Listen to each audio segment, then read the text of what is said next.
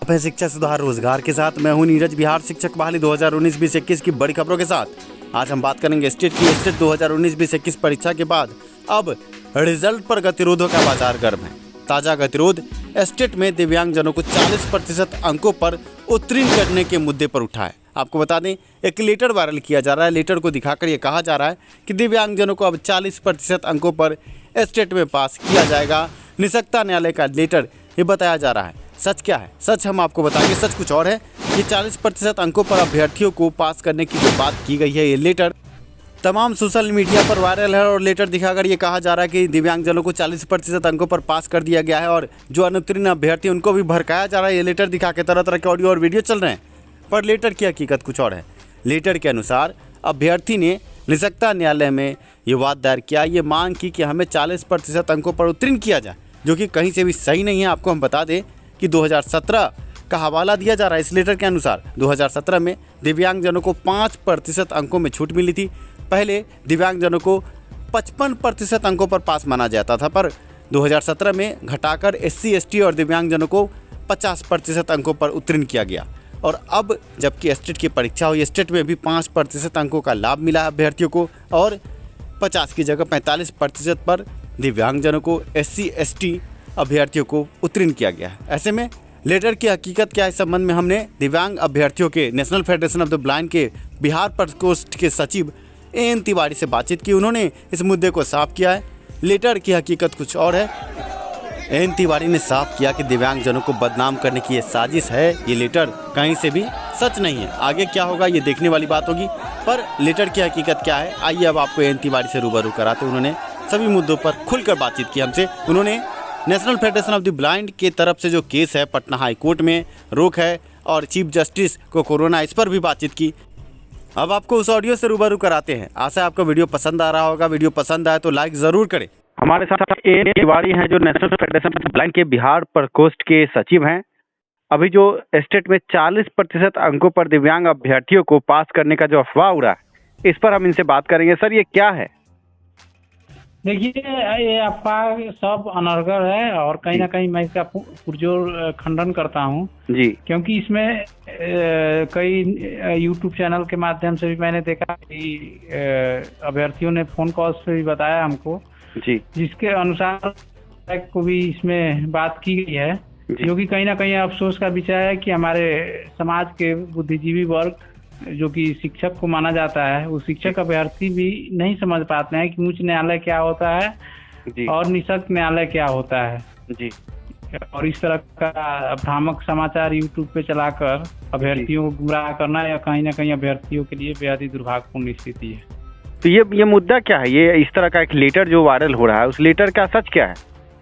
इस लेटर का सच क्या है, जैसे जो दिव्यांग अभ्यर्थियों का अधिकार है, उसका जो पड़ोसी राज्यों में जो बेनिफिट हैं, जैसे झारखंड हुआ, राजस्थान हुआ, उसके तर्ज पे इन लोगों ने मांग किया है कि हमें भी चूंकि हमारी संख्या कम है, हमारा सीट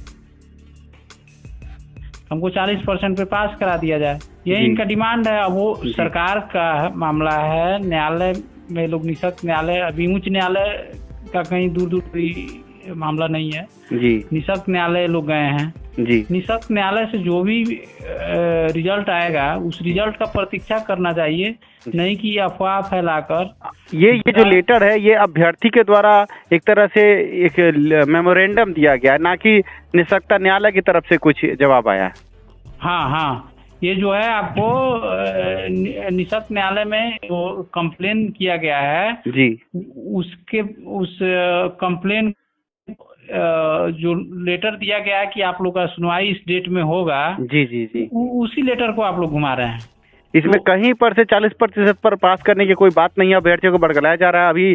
अभी निःशक्ता न्यायालय में इस पर बात विचार होगा। तो कहने का मतलब अभ्यर्थी ही आवेदन दे करके उस लेटर को वायरल करते हैं। अब अभ्यर्थी कर रहे हैं कि ये आपके जो तमाम गुमराह करने वाले लीडरशिप अपने आप में शिक्षक अभ्यर्थियों में है, उन लोगों के द्वारा किया जाता है, क्योंकि इतने व्यापक स्तर पे जो अभ्यर्थियों के द्वारा अगर किया गया और उसको इतना व्यापक स्तर पे अलग अलग YouTube चैनल पे चलाया जाए, अलग अलग फेसबुक आईडी से अपलोड किया जाए, तो ये कहीं ना कहीं हमको लगता है कि इतना दिव्यांग अभ्यर्थियों का एक्टिव अगर वो होते तो शायद ये आवश्यकता ही नहीं पड़ता कि उनको आज निःशक्त न्यायालय जाना पड़ता, वो पहले से अपना व्यवस्था बना लिए होते। सर एक सवाल और आपसे पूछेंगे कि कोई भी अभ्यर्थी उठकर या तो दिव्यांगजनों का जो निःशक्तता न्यायालय वहाँ या ओबीसी आयोग चला जाए या SC/ST आयोग चला जाए और वहाँ से एक लेटर अपने तरफ से दे कि सर इस पर विचार हो, और उस लेटर को वो डाल करके ये कहे कि सो हमको ये मिल गया, ये तो कहीं ना कहीं एक कानूनन जुर्म होगा, क्योंकि इस पर अभी न्यायालय में विचार अभी होना बाकी है और अभ्यर्थी खुद ब खुद इसको इस तरह वायरल कर रहे हैं। उसके मुंह से अगर उसके मुंह से जो अभ्यर्थी किसी आयोग में आवेदन दर्ज कराया, उसके बाद उसके द्वारा खुद कहा जाए लिखित रूप से या मौखिक रूप से ये अधिकार हमको मिल गए, तो कानूनन जुर्म है। किंतु ये जो वायरल के द्वारा किया जा रहा है जी, ये उस दायरे में नहीं आता, क्योंकि ये अगर हम जाकर शिक्षा विभाग को एक लेटर दे दें कि सर हमको डायरेक्टर के पद पे नियुक्त किया जाए जी, तो क्या ये कोई, हम बिहार के नागरिक हैं और उस नाते हम आवेदन देने के लिए स्वतंत्र हैं जी, किंतु उसको क्या किया जाएगा उस आवेदन पे विभाग है जी, तो एक कहना कि वो आवेदन न दें, उनका संवैधानिक अधिकार है कंप्लेन करना निःशक्त न्यायालय में, निःशक्त न्यायालय उनके लिए बना हुआ है, उन्होंने अपना कंप्लेन किया है जी। अब उसका धैर्य पूर्वक अभ्यर्थियों को उसके रिजल्ट का प्रतीक्षा करना चाहिए, नहीं कि ये अफवाह फैलाकर जो दूर दराज में इसमें तो न्यायालय का, उच्च न्यायालय का नाम भी आ रहा है, बार बार अभ्यर्थी कह रहे कि उच्च न्यायालय से फैसला हो गया, ये तो गलत है ना, क्योंकि आप कहीं ना कहीं न्यायालय का अपमान कर रहे हैं। हाँ, पूर्णतः रूप से न्यायालय का अपमान कर रहे हैं, उच्च न्यायालय का, क्योंकि अभ्यर्थी के द्वारा ये बात नहीं कहा जा रहा है ना जो कंप्लेन किया है, ये तो आम अभ्यर्थी कह रहे हैं ना, जिनको कि केवल यही काम है दिव्यांग वर्ग को कोचना कि इन लोगों ने भर्ती रोकवा दिया, जबकि भर्ती ऑलरेडी पहले से रुका जी। जबकि छठा चरण का जब तक भर्ती कंप्लीट नहीं होता तब तक सातवां चरण का ST/ET का भर्ती कैसे हो पाएगा, संभव ही नहीं है। और उसके बाद भी तमाम अफवाह फैलाकर यह कहना कि दिव्यांग लोग निःशक्त न्यायालय में जाकर हमारे भर्ती को रोकवाना चाहते हैं, ये कहीं ना कहीं अफसोस का विषय है कि हमारे अभ्यर्थियों को इतना भी ज्ञान नहीं है कि जो भर्ती रुका हुआ है उसको निःशक्त न्यायालय क्या रोकेगा। ये सर छठे चरण की बहाली अभी national federation of the blind का केस पटना हाईकोर्ट में है, चीफ जस्टिस की बेंच में है, चीफ जस्टिस को कोरोना हुआ है, क्या लगता है सर कि अभी कितना समय लग सकता है? देखिए, कोरोना निगेटिव होने के बाद जब बेंच बैठने लगेगा मुख्य न्यायाधीश महोदय का, उसके बाद ही सरकार की ओर से जो मेंशनिंग होगी, किस तरीके का मेंशनिंग होता है, उसके बाद ही पता चलेगा कि कब डेट आता है। इस बीच में ग्रुपों में और अन्य सोशल मीडिया पर यह अफवाह है कि अब वो मुख्य न्यायाधीश का कार्य जो है, ये चीफ जस्टिस जो जनहित याचिका देखते हैं, वो किसी और माननीय न्यायाधीश को दिया गया और उनके द्वारा ये क्या संभव है कि दूसरे न्यायाधीश इस पर कोई फैसला ले सकेंगे?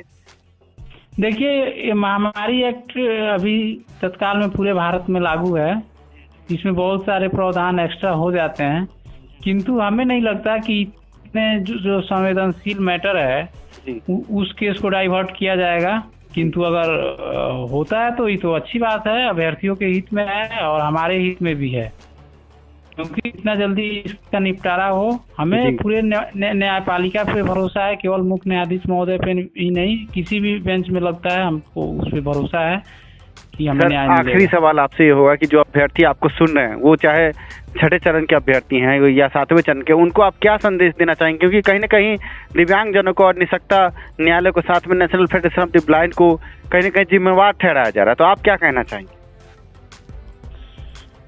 देखिए, जो अभ्यर्थी सुन रहे हैं उनके लिए मेरा निवेदन करते हुए संदेश है कि जो ये अफवाह तरह तरह के फैलाए जा रहे हैं अपने निजी और राजनीतिक उद्देश्यों को पूर्ति के लिए, उस अफवाहों में न आए, धैर्य पूर्वक उच्च न्यायालय की वेबसाइट विजिट करते रहें, जो भी कुछ होगा उच्च न्यायालय के वेबसाइट अपलोड होगा।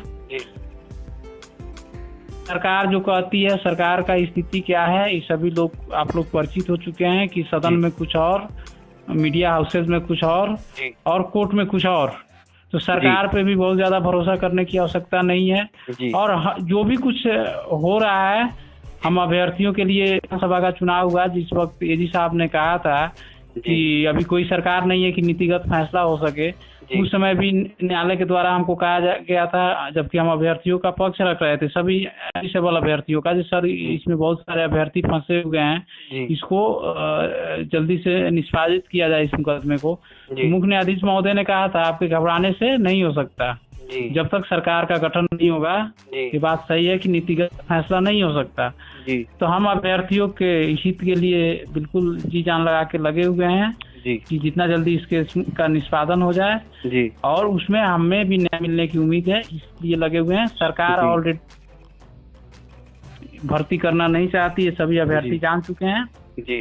और ये जो तमाम तरह के ब्लाइंड फेडरेशन को या दिव्यांग अभ्यर्थियों को पाव में समेटा जाता है, यह कहीं ना कहीं अपने पैर पे कुल्हाड़ी मारने के बाद तो किसी पे लगता है तो उसका परिणाम सही नहीं होता। तो इस तरह के गलत अफवाह नहीं फैलाना चाहिए और गलत अफवाहों पे बिलीव भी नहीं करना चाहिए। यही संदेश है। धन्यवाद सर, आपने कीमती समय दिया और सभी मुद्दों को साफ किया। धन्यवाद आपको। अभी आपने एन तिवारी को सुना, आप समझ चुके होंगे कि जो अनुत्तीर्ण अभ्यर्थी उनको भी भड़काया जा रहा है। इस लेटर को दिखा करके दिव्यांगजनों को 40% अंकों पर उत्तीर्ण किया जा रहा है, जो कि सरासर गलत है। अभी तक इस पर फैसला होना बाकी, और हम 100% ये कह सकते हैं कि ये लेटर गलत है और ऐसा कुछ होने नहीं जा रहा है। पर जो अनुत्तीर्ण अभ्यर्थी उनको जानबूझकर बरगलाया जा रहा है। अगले वीडियो में हम आपको साफ करेंगे कि नॉर्मलाइजेशन की पद्धति कितनी मजबूत है। शिक्षा सुधार रोजगार के पास सभी पुख्ता सबूत है। अगर इस मामले में केस आगे बढ़ेगा तो हम इंटरवेन करेंगे और मुंह की खानी पड़ेगी जो अनुत्तीर्ण अभ्यर्थी हैं, जो नॉर्मलाइजेशन पर केस कर रहे हैं उनको। अगले वीडियो में हम आपको साफ करेंगे क्या क्या सबूत शिक्षा सुधार रोजगार के पास है और इंटरवेन कैसे करेगा शिक्षा सुधार रोजगार। बने रहें और इंतजार करें अगले वीडियो का। बिहार शिक्षक बहाली 2019-2021 से जुड़े अभ्यर्थियों के लिए बड़ी खबर। इस वीडियो के डिस्क्रिप्शन में शिक्षा सुधार रोजगार के ऑफिशियल फेसबुक पेज का लिंक है। साथ में शिक्षा सुधार रोजगार द्वारा विभिन्न जिलों में, बिहार के 38 जिलों में अपने जिला अध्यक्ष की घोषणा की गई है। आप अपने जिला के जिला अध्यक्ष से जुड़ सकते हैं। स्टेट उत्तीर्ण अभ्यर्थी अपने जिले के ग्रुप से जुड़े। 38 जिले के जिला अध्यक्षों की घोषणा शिक्षा सुधार रोजगार द्वारा कर दी गई है। अपने जिले के ग्रुप से स्टेट उत्तीर्ण अभ्यर्थी जुड़े, ताकि इस तरह का जो भी अभी सोशल मीडिया पर वायरल तंत्र चल रहा है, इसके खिलाफ हम एकजुट हो सके। साथ में जो पटना हाईकोर्ट में 4-5 केस हुए हैं, उन केसों में भी पुख्ता जवाब देगा शिक्षा सुधार रोजगार। और कोई भी अनुत्तीर्ण अभ्यर्थी जो नॉर्मलाइजेशन पर केस कर रहा है, वो इस गुमान में न रहे कि ये रिजल्ट रद्द हो सकता है या इस रिजल्ट में कोई भी बदलाव हो सकता है। इस रिजल्ट में कोई भी बदलाव नहीं होगा। निष्पक्ष, कदाचार मुक्त परीक्षा हुई है ऑनलाइन तरीके से। आगे नॉर्मलाइजेशन पर जो ये अभ्यर्थी आगे बढ़ रहे हैं और तरह तरह का सवाल उठा रहे हैं, इसका जवाब शिक्षा सुधार रोजगार के पास है। अगले वीडियो का इंतजार करें, हम भांडा फोड़ देंगे इन चंदा चोरों का। धन्यवाद वीडियो देखने के लिए। वीडियो के डिस्क्रिप्शन में जो फेसबुक लिंक है, कृपया करके उस पर क्लिक करके शिक्षा सुधार रोजगार के ऑफिशियल पेज से जरूर जुड़ जाए। साथ में जो स्टेट उत्तीर्ण अभ्यर्थी हैं, वो अपने जिला के जिला अध्यक्षों से जुड़ने के लिए इस वीडियो के डिस्क्रिप्शन में जो व्हाट्सएप लिंक है उस पर क्लिक करके जुड़े। साथ में आपको एक व्हाट्सएप नंबर भी स्क्रीन पर हम फ्लैश कर रहे हैं, उस पर आप ये मैसेज लिख सकते हैं कि मैं स्टेट उत्तीर्ण अभ्यर्थी हूँ और हमें जो जिला का ग्रुप है उससे जुड़ा जाए। हम वहाँ भी आपको जोड़ेंगे, घबराएं नहीं। शिक्षा सुधार रोजगार आपके पास है। जब कदाचार मुक्त परीक्षा शिक्षा सुधार रोजगार आगे करवा सकता है, तो इन अनुत्तीर्ण बेवकूफ़ अभ्यर्थियों से लड़कर आपको जीत भी दिलवाना हमारा फर्ज है और हम इसमें तत्पर हैं। धन्यवाद वीडियो देखने के लिए। आप सभी जुड़े रहें। इस वीडियो को जितना हो सके शेयर करें, लाइक करें। जो भी उत्तीर्ण अभ्यर्थी हैं, एकता में बल है, एकता में रहें, किसी के बात बहकावे में ना आए। शिक्षा सुधार रोजगार हर उत्तीर्ण अभ्यर्थी के साथ है। आगे बहाली प्रक्रिया जल्द से जल्द शुरू हो और उनको नियुक्ति मिले, इस दिशा में शिक्षा सुधार रोजगार कदम बढ़ा रहा है। धन्यवाद वीडियो देखने के लिए, साथ देने के लिए। शिक्षा में सुधार हो, सभी के पास रोजगार हो। मिलते हैं अगले वीडियो में।